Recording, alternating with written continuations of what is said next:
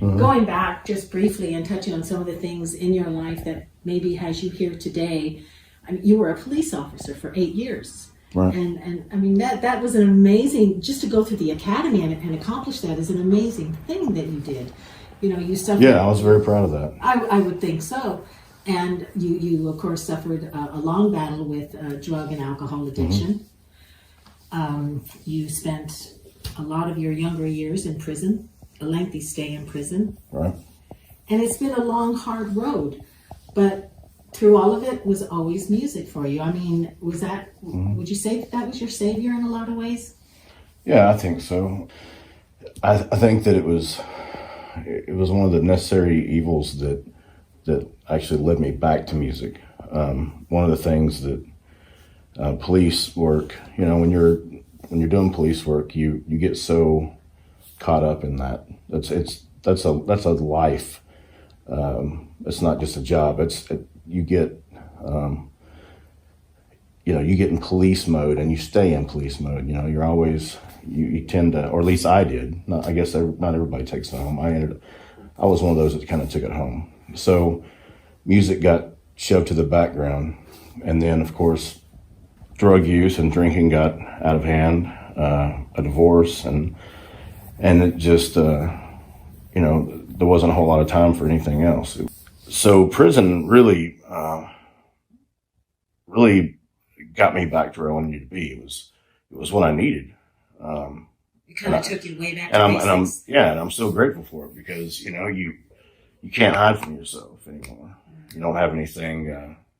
You're not hiding beside any other persona. You're not. Drugs and alcohol aren't really a factor anymore. You can get them in there, but it's not near like on the streets, obviously. So I started writing again. Started playing again. Got a guitar in there, and basically found myself. I came in alone. That's how I leave. 2018 was a big year for you, your debut album. Right. And by the way, I love the name of it, A Long Way Home, because to me it was like you were trying anyway to say goodbye to this old life, and that. Yeah, Long Way Home was forward. Absolutely. Long Way Home was a theme, and if you listen to the album in entirety, there is a theme that it carries. It was about from birth until that point. Some of the songs I wrote in prison, some of the the mood. I was still, and maybe still am to a certain degree. When I got out of prison, I was still in that prison mode. It was hard for me to be around a lot of people. It was hard for me to kind of cope with this major event in my life that took me away from anything and everything. So when I did get on the road, I had to release, got on the road, and being around a lot of people and making all these new friends, and I didn't really know where the boundaries were. I didn't really know where to put my boundary stones, per se. And I was sober at the time, and that didn't last long. I pretty quickly got back into using, and didn't really know how to handle this whole going from solitary confinement sometimes, not the whole time. Surrounded by all of these admirers but basically, just being used to being in a cage, basically.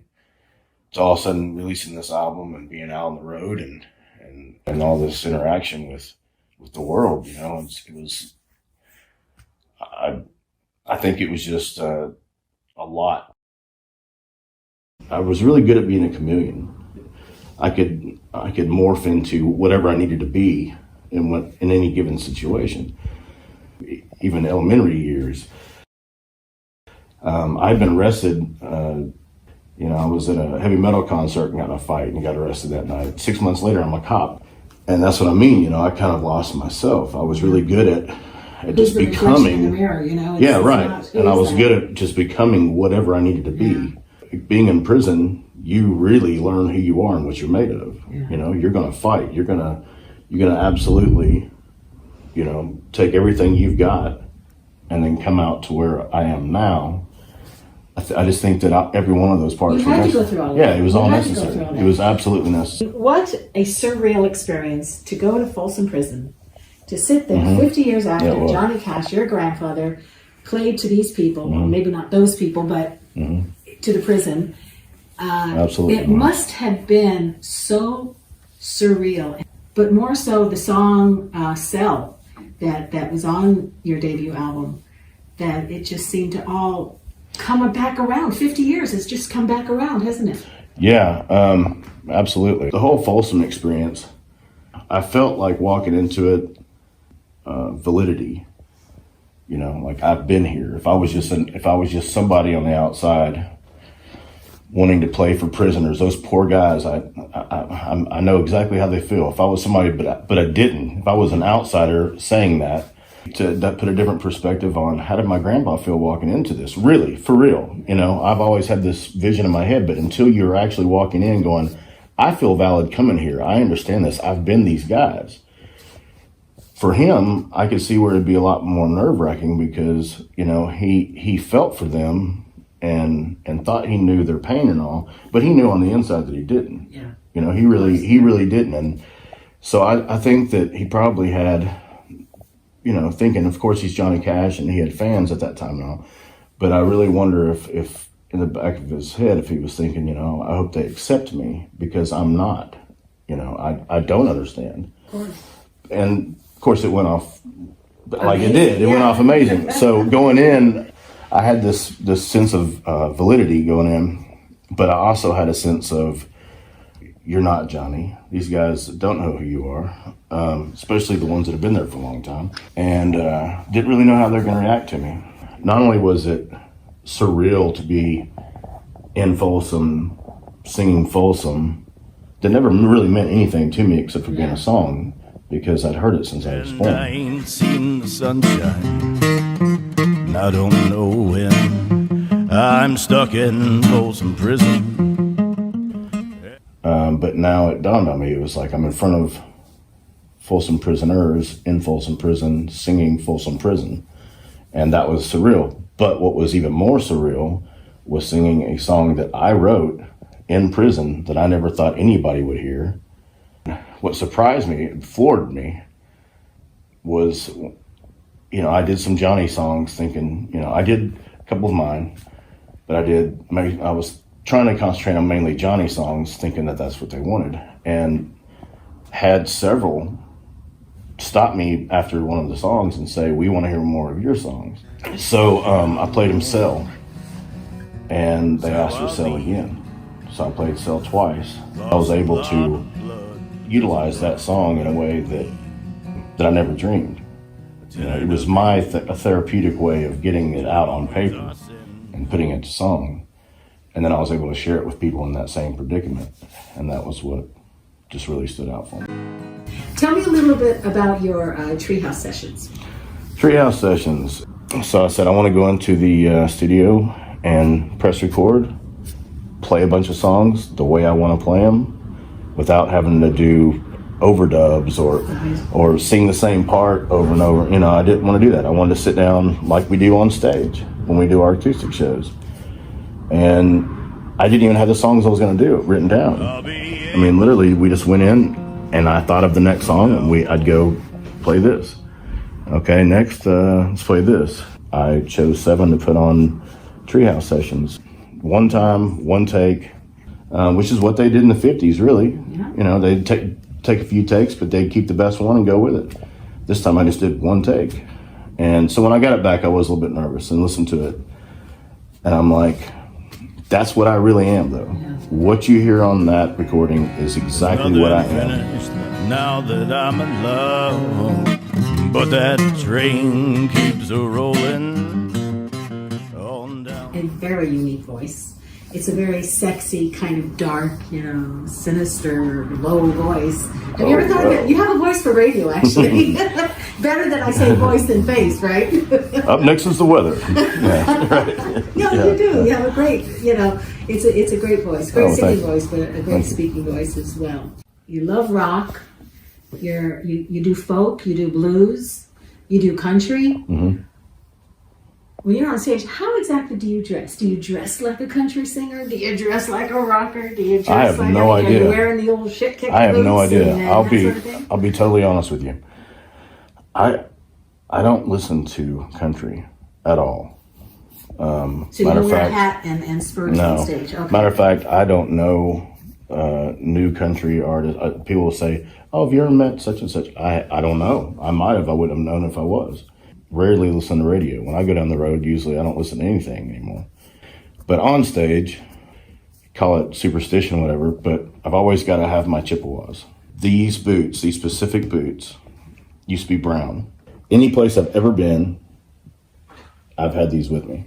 Your grandfather had the man in black, and Thomas Gabriel has the Chippewas. Yeah, they're logging boots, and they're really comfortable. Plus, they make me a little bit taller. They're huge. They weigh like 7 pounds. You were quoted once, if I get this right, that waking up was the hardest part of the day for you, and I find that must have been so sad. Yeah. But now it's like from waking up to going to bed and everything in between is you're doing your best to stay positive, to one day at a time, and to, as the man says, it's a brand new day. Let's get on with it. Yeah, I mean, it got to where my drinking had really gotten to the point where it was ridiculous. It was suicide is what it was. I mean, I was drinking to escape feeling anything. By midday, I had put down a half a gallon of 100 proof Evan Williams every day, and usually chasing it with beer. Not to mention other things I was doing with it. I'd sleep for an hour or two, wake up and have to drink some more, because I'd wake up in just this state of anxiety, that just hating who I was, and the guilt from the past, guilt from whatever the day before, guilt will absolutely kill you. And I was trying to run from that. It was ridiculous. And then wasn't spending enough time with my kids. I felt guilty for that. So to put away that guilt that never goes away unless you deal with it.